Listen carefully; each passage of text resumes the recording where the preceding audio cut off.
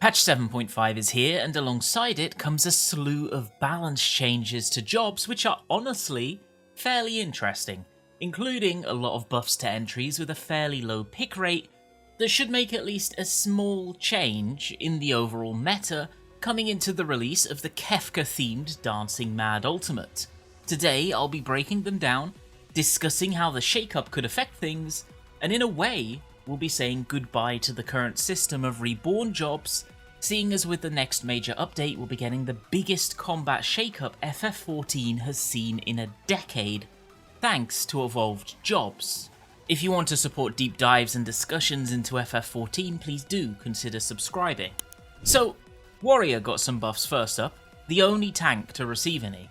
I find this interesting because Warrior isn't bad by any means right now, so the first thing I was expecting when I saw it was that if the buffs were too big, it could shake up the potential to bring a Warrior over a Gunbreaker in many scenarios. They got an extra 40 potency on Inner Chaos, 20 on Primal Rend, and another 20 on Primal Ruination. That's it, 3 singular potency buffs on burst actions. Square Enix left a comment alongside, stating that we found Warrior's damage output to be slightly lacking compared to other tanks, especially during burst damage phases. For this reason, we have increased the potency of actions typically used for burst damage. In practice, this is roughly a 1% damage buff.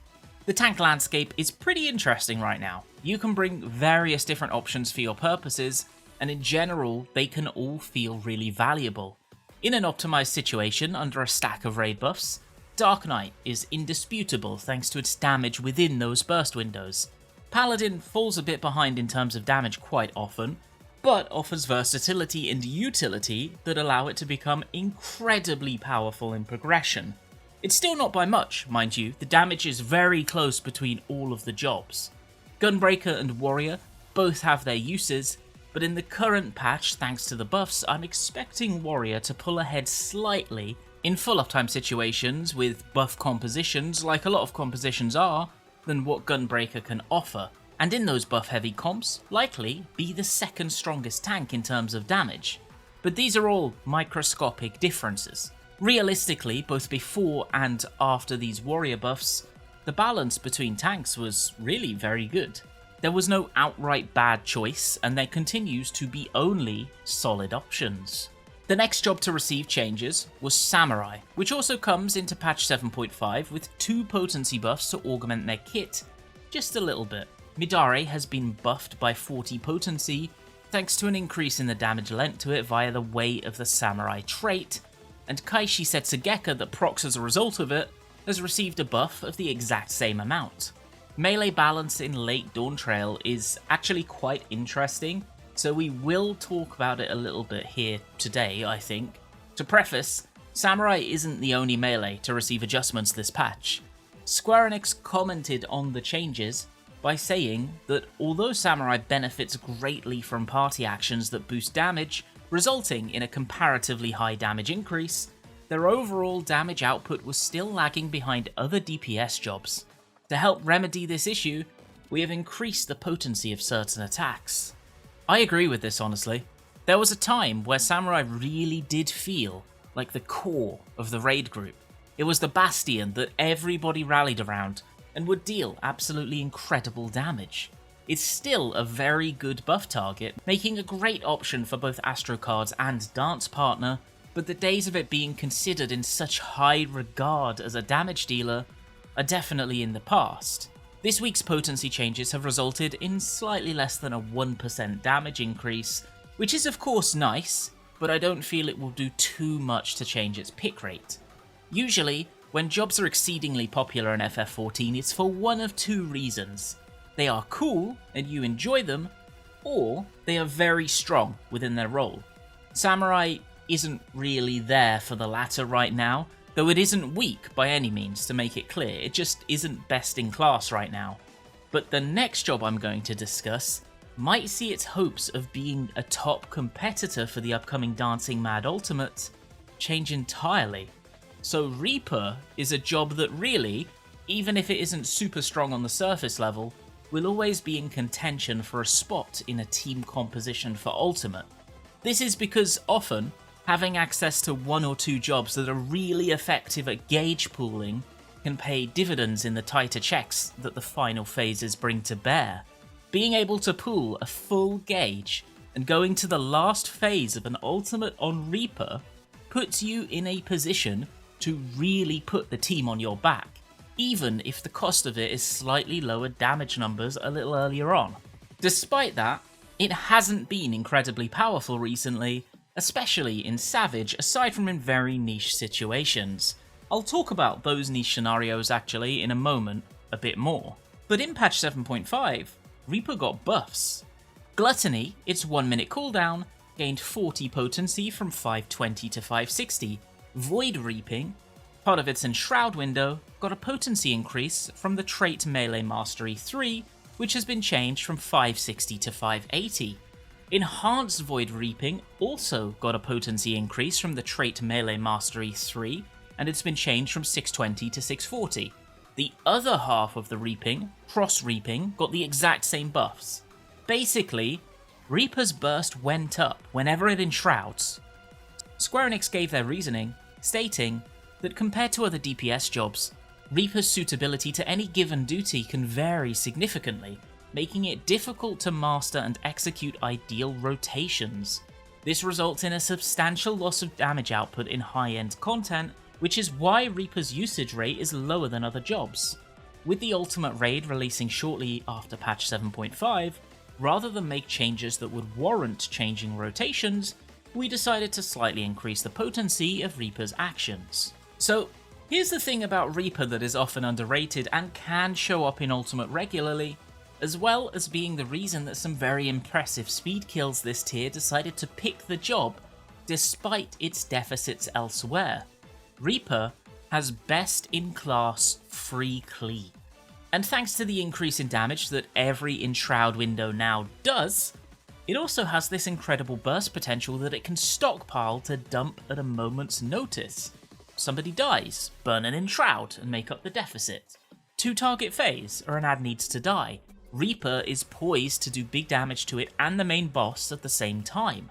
Free cleave and on-demand burst are not things that every job can just do easily without sacrifice, though both are extremely useful. Another job that has many of these same traits is Red Mage actually, which is also in one of the best spots it's been in years. I'm a little surprised to see that Machinist, another job that shares that stockpiling strength, but has often been a little weak on the charts otherwise, did not receive anything, whilst Reaper did. Honestly, based on this, Reaper might well be a top pick for Ultimate, to the point that when we saw these buffs, we immediately agreed that it was pretty likely we would either select a Reaper Ninja or Reaper Monk choice for our prog at least. If you're not comfortable on the job, there's no requirement to swap of course, but I'm happy to say that for now, Reapers may well be eating good. Viper got a bajillion updates on the job changes list, but they can mostly be consolidated down into just a couple of sentences. The entire Reawaken combo has gotten a reduction in its AoE drop-off, meaning that now it's going to deal slightly more damage on secondary targets in AoE. That's nice, because after the Sugar Riot incident, the job got a little gutted in terms of its wide range attacks. But they also made some single target alterations, adding 40 potency to Vice Winder, and 60 to both Hunter's Coil and Swiftskin's Coil. Square Enix noted that as Viper's firepower was found to be somewhat lacking compared to other melee DPS jobs, we have increased the potencies of certain actions. Although we previously reduced the potency of area of effect attacks in patch 7.3, a balanced review of jobs in the current environment has shown there is room to raise their potency slightly, so we have rolled back some of those changes. This, again, like many other jobs we've covered today, is about a 1% DPS increase. Very nice to have, but not enough to equate any real shake-up as one of the lower entries in terms of damage peak within the role. Viper was the title job of dawntrail's expansion, and it definitely enjoyed some moments where it truly was best in class at specific phases or fights this expansion, but I expect that for now, Viper will be waiting for Evercold for another shot at being truly and utterly exceptional. In Ultimate, it'll just be a solid choice, rather than indisputably great. Summoner got buffs next, and my gosh, it really did need them. I would have argued that before this patch, Summoner was overall the weakest job in the game in high-end content, only clinging to relevancy thanks to its combat raise and ease of play, rather than any other merit. It needed a shot in the arm desperately, especially when the rest of the role was all exceeding expectations in terms of performance. It received a 70 potency buff to Pain Flare, one of its energy drain skills, and a 40 potency buff to Necrotize. This is the AoE and single target gauge spender, respectively, so it has gotten buffs in both of those fields. Summoner also got a 40 potency buff to Crimson Cyclone, Crimson Strike, and Ruby Right, all of the abilities you use within the Ifrit summon, basically.